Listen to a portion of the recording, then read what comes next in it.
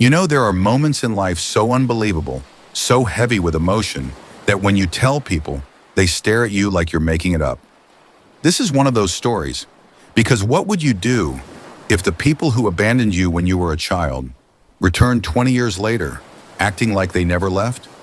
Yeah, this is my story. And before we dive deep into it, if you're into real, raw stories that hit you right in the heart, make sure you smash that like button, subscribe for more, and drop a comment. I want to hear your thoughts by the end of this one. All right, let's begin. I was just 4 years old when it happened. At that age, you barely understand the world. You know your parents' faces, their smell, the way they hug you when you're scared. You think that's forever. You think that's a promise. It was a Sunday morning. I remember the sun bleeding through the curtains of our tiny apartment. My mom dressed me in my best clothes, a little white dress with yellow flowers, tied my hair up into two tiny pigtails, and told me we were going somewhere special. I held her hand tightly. I remember how warm it was. I remember how my dad smiled at me when we got into the car. The church wasn't far, just 10 minutes away. I remember the huge doors, the stone steps that looked way too big for my little legs. We walked in, people were singing, and the smell of old wood and candles filled the air. I thought maybe we were there for a wedding or a big party, but we weren't. Not for me, anyway. We sat in one of the pews. I remember swinging my feet because they didn't touch the ground. My mom whispered something to my dad. He nodded, and then they said, "Sweetheart, stay here. We'll be right back." I watched them walk down the aisle. I waited and waited and waited. First 5 minutes, then 10. Then the singing stopped. People started leaving. The priest noticed me sitting there alone, clutching the side of the wooden bench. He came over. He knelt down. He asked me where my parents were. And that's when I realized they weren't coming back. The next few weeks were a blur. The church tried to find my parents. The police got involved, but there was no trace, no phone number, no address. It was like they had wiped themselves off the face of the earth. I ended up staying with Father Thomas, the priest who found me that day. He was an older man with kind eyes, the kind of person who understood loss because he had seen too much of it in his lifetime. He never pushed me to talk, never asked why or how. He just let me be a kid, even when my heart felt too heavy to play. He told me, "You were left here for a reason. You are not abandoned. You are chosen for something greater." At that time, I didn't believe him.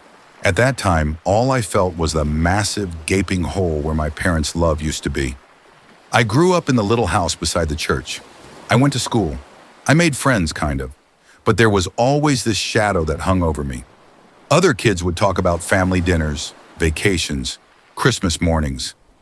I learned to smile and nod. I learned to pretend that I wasn't aching inside. Father Thomas became the only family I had. He taught me how to ride a bike, helped me with my math homework, celebrated my birthdays with a cupcake and a single candle. He was the reason I survived, but not without scars. Because every birthday, every Christmas, every ordinary Tuesday, a small voice inside me would ask, why wasn't I enough for them to stay? Years rolled by. I finished school. I got a job at a small bookstore in town. Life was simple, predictable, sometimes lonely, but I was okay. Or at least I told myself I was. And then, 20 years later, on another Sunday morning, they walked back into my life. It was an ordinary day. I was at the bookstore, shelving some new arrivals, when the bell over the door chimed. Two people walked in, a man and a woman. They looked older, of course, lines around their eyes, a little heavier. But the second I saw them, it was like the world slammed to a stop. It was them, my parents. They smiled at me, casually, warmly, like they were old friends dropping by after a long trip. My heart stopped. My knees went weak. I had to grip the counter to keep from collapsing. My mother, and said, "Hey, sweetheart, we've been looking for you."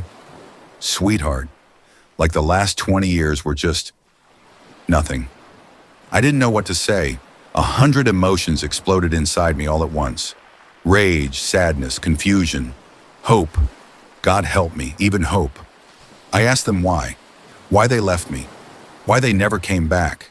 They looked at each other and then gave me some story about having no choice, life being complicated, things being too dangerous. No real answers, no real apologies.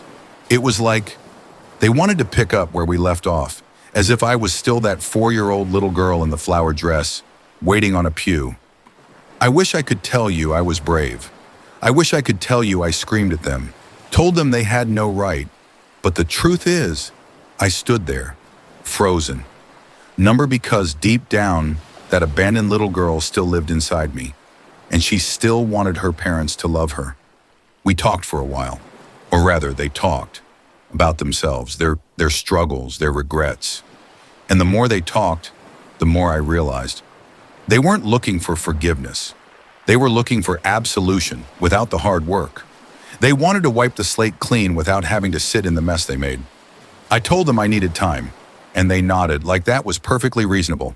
They left a phone number, a crumpled piece of paper with 10 digits scrawled in shaky handwriting. Call us, they said. I still have that piece of paper. It's in a drawer somewhere, yellowed and curling at the edges. But I never called.